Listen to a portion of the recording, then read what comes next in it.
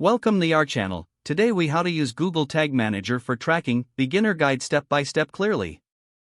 To get started with Google Tag Manager, first, create a Google Tag Manager account.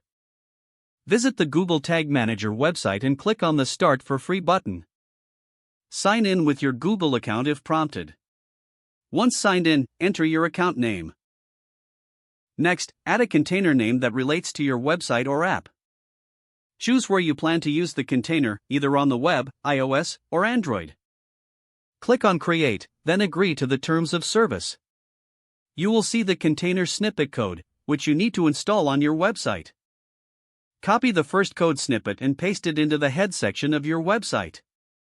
Then, copy the second code snippet and paste it into the body section of your website. After the snippets are installed, return to Google Tag Manager and click on Workspace. To create your first tag, click on Add a new tag.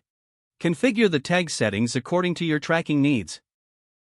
For Google Analytics, you will need your tracking ID. Set up your trigger for when this tag should fire, like on all pages. Click on Save to save your tag. Next, click on Submit in the upper right corner to publish your changes. Add a version name and description if desired.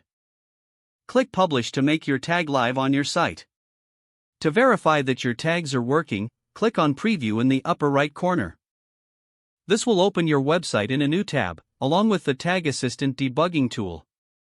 Visit different pages on your website to check if your tags are firing as expected. Once confirmed, exit the preview mode and return to Google Tag Manager. You can now continuously add and manage different tags using this platform. Monitor your tracking data through Google Analytics or whichever platform you are using. That's how you can effectively use Google Tag Manager for tracking on your website. If the page does not load, refresh the browser or try again in a private or incognito window. Make sure you are using the correct email address, then retype it carefully to avoid small typos.